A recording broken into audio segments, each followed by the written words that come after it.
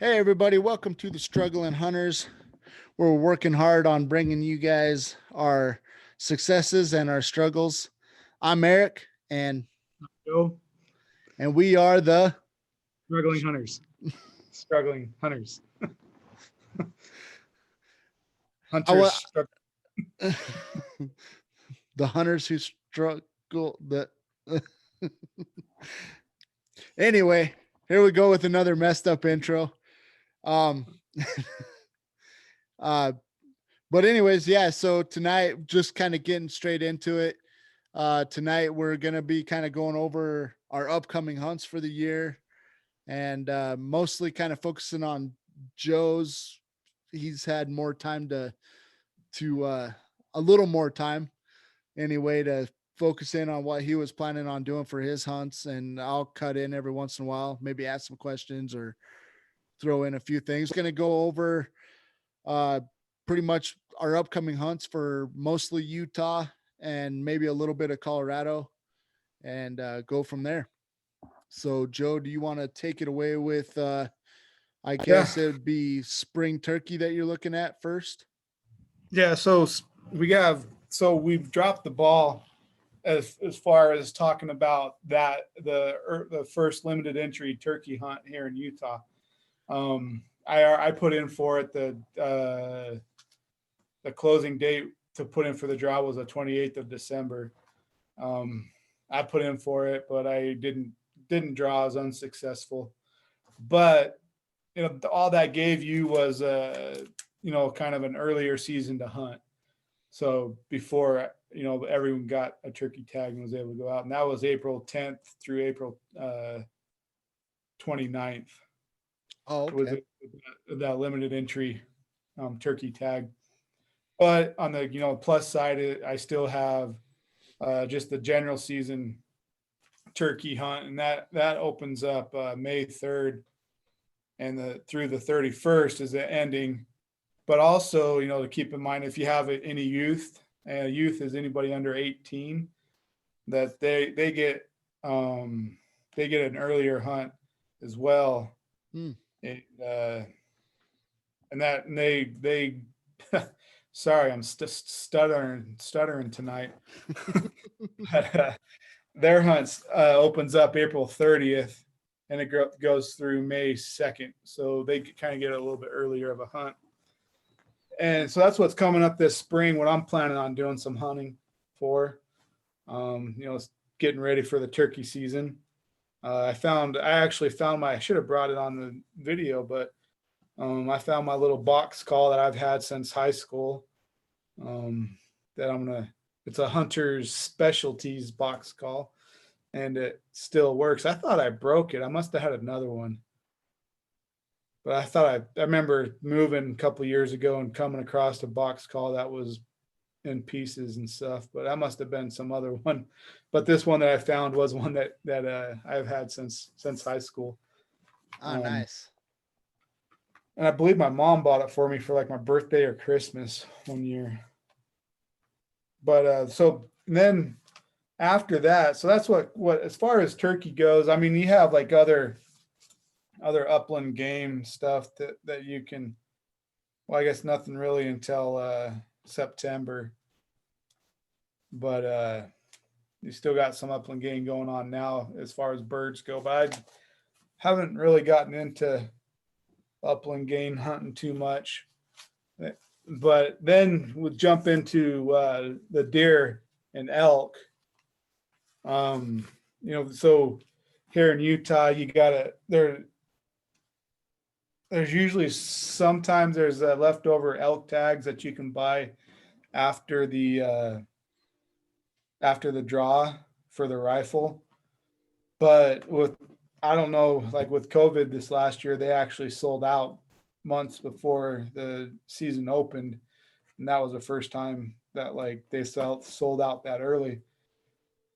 So just keep your head on that or your eyes open if you want a general any bull rifle tag. And then from what I understand, the archery is unlimited, and they also opened up some other areas, I believe, for um, the archery season this year.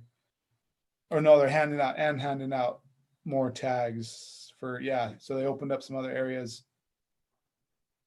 and making more available too. But as far as putting in for the draw this year, so you can start applying January 28th, that you can start putting in for your bonus points for what hunt areas you want to put in for your limited entry, your general season area tags for your rifle, deer, elk, and moose. And then it closes March 4th is the deadline at 11 p.m. Mountain Standard Time. So, go in and make sure you get those dates, written down so you don't miss your opportunity. And then also, I'll throw out there, you got to put in, remember, yet for those of you that don't know Utah, if you're going to hunt, you have to have a hunter safety card or a hunter safety number, and then you have to purchase a hunting license, and then you can put in for the draw, and the draw is a $10 non-refundable application fee that so you put it in, and then if you do draw out, that goes towards your tag. But if you don't draw out, you do not get that $10 back. That the state keeps that. So just keep that in mind. So if you're a non-resident, you got to buy a non-resident license, and then you can put in for a tag, a $10 entry fee tag or permit, I should say, not tag, for the app for that. And I've been doing some research, and I don't quite know exactly how I want to go about it yet this year. I've been looking at draw odds and success rates, and trying to decide which side of that I want to play on. I will say I am kind of if there's an area I want to hunt, I'll probably put in for that area.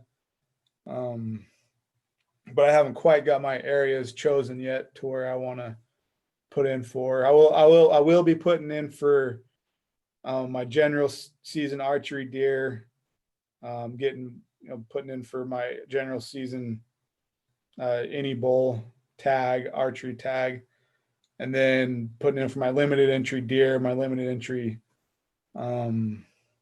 deer, and then buying a moose point, bonus point. That's kind of what my year is looking at for what I'm hoping to do for this for this 2021. I'm heading forth, I guess. And then I'm wanting to do some checking in for a rifle hunt in Colorado. See if I can figure a way to get in a rifle hunt out there in Colorado just for fun. I'd kind of got an itch for a rifle hunt, and I think it would be fun to go out to Colorado and see if I can make that successful. Yeah, it'd be a ton of fun. I hope it can work out this year. Yeah. I know eventually we're definitely working on trying to do that, where I go over to Utah for a rifle hunt of some sort, whether it's for deer or elk. And then, Joe would do the same over here and kind of be able to give us twice the content. And I mean, that's definitely the goal. That I'm excited for it. I hope that in the next year or two, we can start doing that, where we're doing those out of state hunts. Yeah. Yeah, I definitely have it as a goal to try to get a few more hunts, out of state hunts, over the next couple of years. Yeah. I think that'll be fun. I know we talked about like what kind of hunts we want in the past, but for some reason, I don't know why, but a Coues deer hunt in Arizona has been like sticking in my mind as a hunt to do. I don't know if that's because like everyone's kind of been doing that lately, but like or I think, in Arizona, you can get a javelina tag, and at the same time, depending on what time you go, you can also purchase a deer tag, but that is also at the same time you're hunting javelina, you can also hunt a mule deer or a coos deer, or I think, or whitetail. I can't remember. I I just heard of this actually the other day. I know a guy that's in the next couple weeks going over that way Yeah. and gonna do that. And if I recall right, he said that that the deer tag is it's good for all three deer: coos, whitetail, and mule deer. So pretty But much if he sees a deer, he can shoot it. You know. I think it'll be fun. I think, I think one thing that's sticking about with the coos deer is their antlers and their bodies just so much smaller. Yeah. So like we're like, a good, nice, like whitetail 4 point is like, a decent, even though if it's small, it's still a good size. And you're like, yeah. But Yeah. then like a little 4 point coos deer, and you're like, to me, seeing pictures, and it's like, well, is there anything bigger? Yeah. Yeah. It seems fun. I think these bigger hunt shows, they've really shed light on the whole coos deer thing, and it's like, man, I didn't even know that it was such a thing, so it's cool to Yeah. broaden our horizons and try to go for. Well, I guess as far as that goes, like it sounds like I'm a big game, big, or what do you call it? Just one that hunts the bigger bucks. But I was like, I don't want to hunt, some little whitetail, little coos deer that weighs 70 pounds. Like there's no, I want the big antlers. So I'll hunt mule deer just because they got a little bit bigger antlers.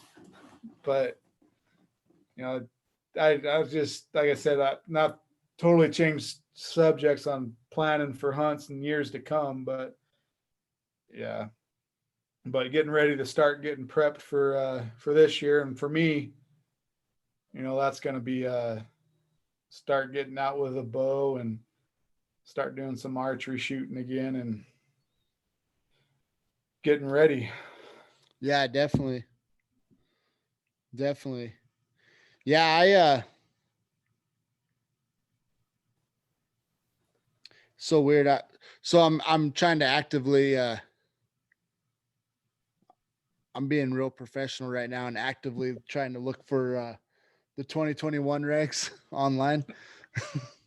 And for big game, because I'm trying to remember what the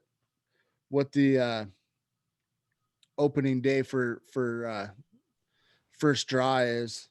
But anyways, everything's popping up for 2020, so I don't know what that means. I don't know if they haven't quite. I think they got the brochure out. I feel like I've seen it somewhere. Anyway, I don't know. Very professional of me, but um anyway, uh yeah, I'm kind of focused on turkey hunting. Coming up in the next few months. It opens up April 10th over here in Colorado, and then closes May 31st. So we get almost 2 months essentially for turkey hunting. Yeah, so that should be fun. I'm kind of hoping. I I dropped the ball and didn't get my fall turkey tags this year, and I kind of wish I would have, because I had this year. I had this fall. I had 2 or 3 times I had turkeys within bow range while I was deer hunting that I could have filled my tag. So that's my plan for next fall. Is in 2021 is to get some turkey tags to be able to hunt too for the fall. Yeah, I said the same thing. So we kind of started this podcast around the time that we started turkey hunting, and I said the same thing. I'm like, oh, I'm gonna go all in on fall turkey, and I didn't. I was prepping so much, just trying to get my mind right for elk hunting and prepping for that. I dropped the ball. on turkey hunting too. I mean, I thought about it, but I was like, yeah, it just didn't work out. I mean, I just didn't have time to. So I guess just while it's kind of fresh in our minds and kind of thinking about it, I'm going to kind of sideline us a little bit and take us down a little rabbit hole. But it's along the same lines as turkey hunting. I was going to ask, what do you think it takes to be a good turkey hunter? Know where they're at. Yeah, I'll go with that. I know you probably wanted a more in depth. I knew that I was going to be shooting, I'm shooting from the hip and I was going to catch you off guard. So I was kind of just curious what you're going to throw out there is, Yeah. Well, would be. yeah. I can explain it a little bit deeper. So, I see turkeys all the time, but they're always in areas where you can't hunt them, I guess. And then whenever I went out last spring, I mean, I was going everywhere. I was traveling all over in the woods, and talking about this just made me think of another area that I should go hit this next year, actually. So I guess I didn't go everywhere. What's that? It makes you sound smart. Yeah. On a podcast. Oh yeah, I know someplace I can go now. Yeah. Yeah. Well, yeah, it was just over. I don't know how to explain it. I mean, people from Colorado, they probably know where it is, but anyways, uh, everywhere that I went, I never, I mean, I just did not run into turkey at all. And, it was very frustrating because, well, I'll give you an example. There was one weekend there, I went turkey hunting all over the woods, and, we went over to my wife's grandparents for dinner.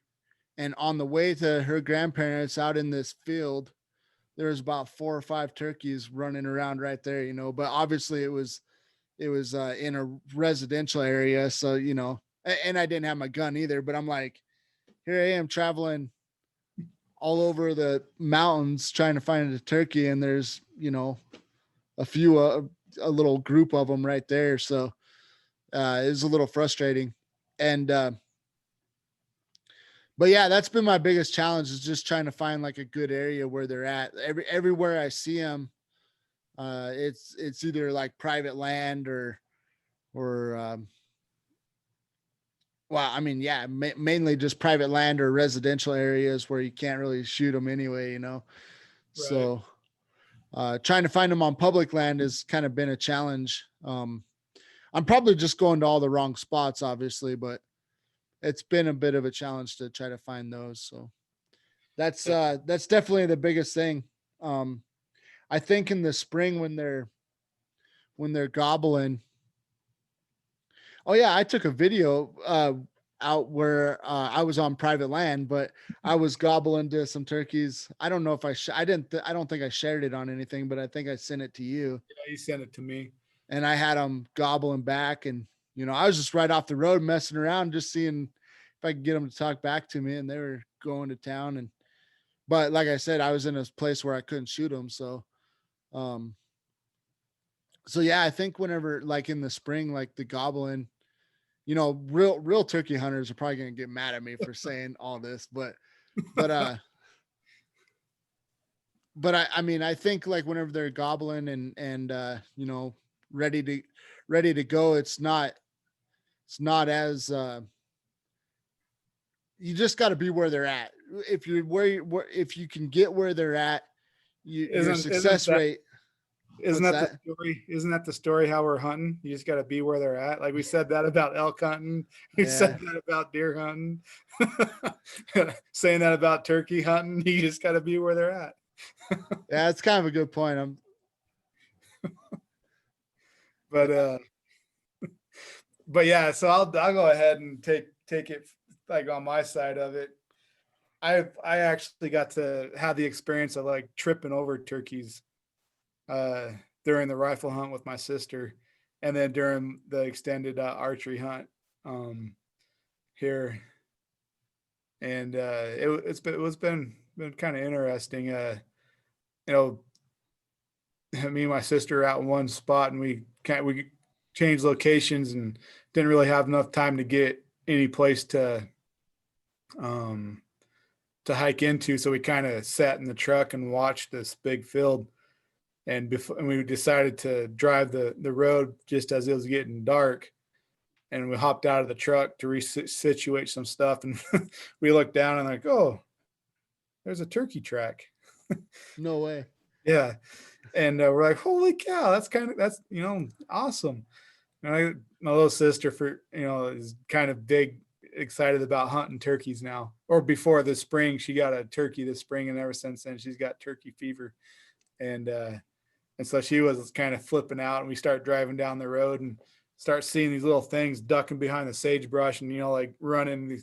We thought they were deer at first, and come to find out that they were turkeys. And so we happened to find a new kind of little turkey hunting spot, hopefully. And then, like I said, hunting the extended, I I ran into, I don't know, if one area, if there was one flock or two flocks, but I'd say two, maybe three different flocks I ran into. Hmm. That one area I was hunting in the spring. Um, I was just I know that they're gonna move, but I was just over the ridge from where I was hunting in the spring for turkeys, and they were on the other side of the ridge this fall. But I know, but anyways, and then hunting this other spot, uh, I heard something. I think I told the story. Heard something crash, and I thought it was a big elk, but it was just turkeys falling out of scrub oak. And yeah, and then I went back to that same area trying to find a little deer, and I fell asleep, and the turkey started going in front of me, and just barely peeked my head up, and I think I got a little video of them getting away. But I will say they're a little more. I don't know how to. They're a little more cautious than I'd give them credit. I will say that is one thing that I've learned. Just stumbling upon them in the woods is they're pretty Aware. yeah, aware, I guess. Like they saw I moved just a little bit, and that was all it took for them to take off the other direction. Like they weren't curious. they they saw me and then turned around and took off. So, you know, I sometimes I feel like animals, the curiosity is what gets them. And turkeys, when I ran into them, they didn't spend too much time trying to figure out what I was before they were moving. Yeah, yeah, that's definitely a part of it that makes it fun. And um yeah, I mean, that's what they all say, is that their eyesight, they have really good eyesight, which is kind of it. I feel like I might have said this in the another podcast long ago, but it's crazy that these turkeys have this really good keen eyesight, and then obviously elk and deer kind of their eyesight is more silhouettes. They see silhouettes more than color. And I don't know, it's just crazy, because they're a bigger animal. You just think that they'd be able to see a lot better, whatever. But I guess they just rely on different senses. But yeah, whenever it comes into turkey hunting, to add on to what you're saying, I mean it's not easy by any means, but I think whenever they're in the middle of their what do you call it? Do you call it a rut for turkey? Uh, what do they call it? Oh, Their mama, I'm coming home time. right. I would, yeah, like, let's just call it the rut, the turkey rut. Turkey rut. Um, yeah, during that time though, I mean, you'll get activity. So if they're in the area and do a few chirps, uh, you know, it's hard to zero in, but uh, I mean, you do Well, a here's few, like you could locate them at least, you know? right, and like as I was gonna say on that locating, I'm like I've growing up elk hunting, I haven't really elk hunted that much until the last 3 years, but elk hunting and watching videos, like you're used to that during the rut, uh, and during the rut for both the deer and the elk are used to the male, the buck and the bull going after the does, chasing the does down, trying to find out which one's in heat. But from my understanding, and I needed to do a little bit more standing a little bit more uh research, but when a turkey gobbles, it's letting the hens know where it's at. And then the hen is technically goes to the tom. It's not the tom coming to the hen. And so a lot of times that's where I think where it gets kind of tricky is we're trying to, I think it works every so often, but calling them in with the gobble calls and whatnot. And so I think a lot of times, like if you to be successful, if you can just they call them locators. I think that's what you're getting at. A locator call people, crow call, coyote howl, or gobble just to try to figure out where they're at.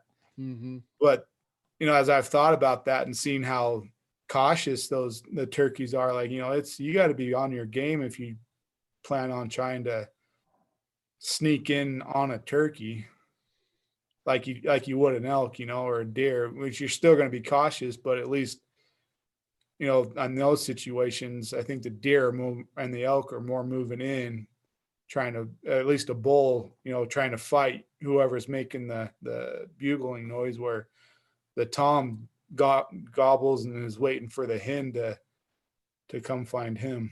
Yeah.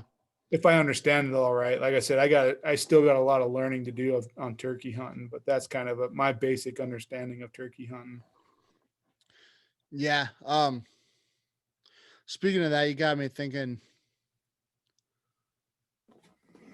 about decoys, using decoys.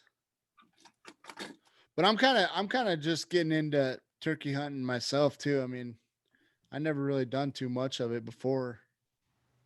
So, I think I got to write that down, get a decoy, I think, or come up with a decoy. Because I think that's kind of a huge key to success with turkey hunting is having a decoy. yeah, I think it helps bring them in It gives them something to look at. You know, instead of looking at you. Yep.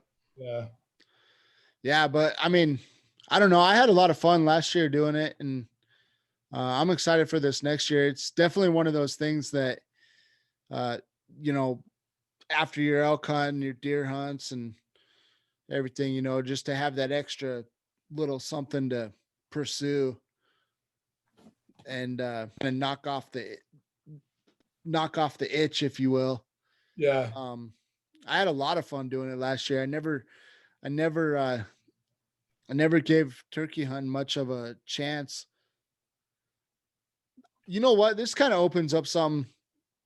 I had a conversation with somebody the other day about this. Is the whole reason I never really got into turkey hunting is because everybody, and it's hard to say if they even ever caught turkeys, but I would talk to so many people that were, like you'd be like, oh, I wonder what turkey hunting's like. And they would like shame it right away. That meat's so bad. You don't want a wild turkey. It tastes horrible. And because of those kind of things, like, I'm like, I stay away from turkey. I mean, if it's not no good, I don't want to hunt it. If the right, meat's no good, I don't want to hunt it. And, so I kind of, uh, I kind of went with that perspective, and I just never really got into it because everybody that I ever brought up turkey hunting with would always tell me how bad the meat was without me ever pursuing it and finding out for myself. And there's other things that are in that category that I let other people kind of dictate my whether I would pursue an animal or not, like pronghorn. People always say, oh, pronghorn, no good if Yeah. shoot them on the run or whatever, then the whole thing is wasted. And, so it always kind of like that negative feedback whenever you brought that up. I was like, oh, okay, well, I guess I don't want to pursue pronghorn. And anyways, what I'm kind of getting at, and I had this conversation the other day with a buddy. I've grown tired of that, of those narratives. You hear that from people, and then it kind of dictates what you do as far as whether you pursue it or not. And I'm like, you know what? I want to just find out for myself. So I'm excited to go turkey hunting. I'm excited to. I will. I'm gonna at least put in for it. I doubt that I'll get it, but I'm gonna put in for a pronghorn this year and try. I my goal for this year is I'm gonna put in the draw. I'm gonna put in for a bunch of stuff, or try to put in for as much as I can, and just help my odds. So whatever it comes out to be, that's just what it is. I mean, it'd be crazy if I drew all of it, but I'm just gonna try to get as much tags as I can, and to help my odds. I put I feel like that was one of my big mistakes for this for 2020. I put so much energy. I guess I went for turkey hunting, but I put so much energy on elk. I just lost sight of everything else, and I feel like I did myself a disservice for doing that. So this coming year, I'm putting in for everything. And well, I can't say everything because uh, I'm not buying a $2,210 tag for. Oh no, that was out of state. In state, it's like 300 though for like moose and bighorn sheep. I probably won't be putting in for those, but your more common animals like the pronghorn, deer, and elk, gonna put in for that. And probably even carry a bear tag. I mean, especially now that we jumped that one bear this year, I'm like, well, you just never know. You might jump up, you might jump into something. So um that's that's kind of that's kind of my plan for 2021 is just try to get as many tags as I can, and or that I can afford, that the wife will let me put on the On the on the old, debit card. yeah. And actually, you know what, Joe? That brings up something. Um, for people on budgets, and I've never done this, but you talked about this, the credit card situation. Do you want to Yeah. talk about that, or Yeah. So, a lot of times putting in for tags or whatnot, like trying, uh, is for certain units or certain, like if the limited entry tags or whatnot, they're, $160 or, and then you throw in your general season tag of the opposite. So say if you get like a limited entry elk, um anyways, yeah, you're a couple $100 for the limited entry, then and then uh you're $40, $50 for your general season. But what Eric was saying is if if you don't happen to be able to have that extra money lying in your bank account waiting for the draw to take place, that one way of doing it is, I only suggest doing this if you're diligent about paying off your credit card. Don't go in and just start racking up bills on your credit card and get yourself in trouble. But have a credit card that's strictly for your tags, and then that's what you purchase your tags with, or you apply with your tags with. So that way it comes, whenever it comes out of the bank, it doesn't hurt your whenever they do the draw, it doesn't hurt your bank account, and it comes out of your credit card, and that way you can pay it off whenever you can, and you're not hurting because you got $300-400 taken out of your bank account. Yeah. And then, but I stress only do that if you're diligent about paying it off. Yeah. But I mean, that's definitely an angle to, I mean, yeah, it just makes sense. I mean, just kind of have what you call your hunting credit card, and, Yeah. put all your tags and everything on that. And like Joe said, I mean, not trying to make a bunch of people get bad credit, just, oh, swipe the card. But, uh, you know, you basically, you do that, and then you have the whole year to pay it off instead of it coming out of your debit card, and electricity is coming out at the same time, and Right. they turn off the lights, but you got all your tags. You got your tag, gosh dang it. So no, it was a good idea though. Me and Joe were talking about that a long time ago, or he brought it up, and I was like, man, that's a great idea. So that's something that I probably need to look forward to. What now here's another angle though, is putting it on your Cabela's card, True. get the Getting those points, yeah. and then you get your points, and then, get your hunting gear, and or as much as you can off of the points, True. and almost. Yeah. You definitely make it work in your favor as long as you're diligent about paying it off so it doesn't come back to bite you. Yeah.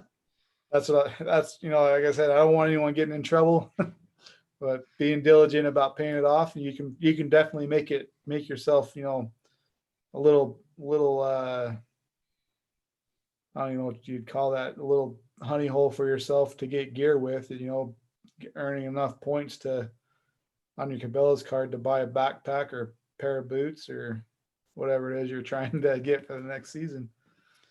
Yeah. Yeah. You get the hunt that you want, the boots that you want. And I mean, it's a win-win, but Yeah. yeah, it's a great idea though. But, can't remember where we were. Oh, I guess I was just talking about my hunts or whatever, but, yeah, going back to my hunts though, is I do plan on, I might even do that credit card thing, just trying to get as many tags as I can, and upping my chances to get something. Cause I do feel like, besides the many other mistakes that I probably made this year, um, that was one of them. I'm like, I put all my energy on an elk and came up short, and now what, just wait until the next year. So that's the goal, is just get as many tags as I can, and hopefully that increases my chances of getting something. Yeah, for sure. And I'm going to play it by season too. Right now, the plan is second season, I'll get the elk tag again. And then third season. And over here in Colorado, our third season is kind of in the hot spot of, I think I'm giving away a hot take here, but third season seems to be in about that hot spot for the You're mule right. deer rut. So, uh, yeah, so it's a good time to get that going. Yeah. Yeah. I think though, maybe on that note, do we want to call it a night? Yeah, let's call it a night. I guess, I got a few finishing thoughts, and then I'll let you take it away, Joe, and get us out of here. But, um, before we get out of here, guys, really appreciate the engagement that you guys have been giving us. I mean, we're slowly growing. I feel like we do say that at almost every podcast, but, um, it's just exciting. It's just really exciting to see the extra increase in followers and listens, and really appreciate you guys giving us a chance. And, every day, every week that we do this, and every year that we're hunting, and everything is going to get better. So, uh, hopefully, I mean, the entertainment value is going to get better and better every week, every month. Um, but really appreciate you guys giving us a shot. And, just really appreciate it, and the engagement. Appreciate the comments that we get. It's really cool to see some comments. And with that said, I think that's about all I have, Joe. Yeah. Mimic everything Eric just said. Appreciate all that you guys are doing to keep us motivated. I know you're like, doesn't seem like much, but it, it really does.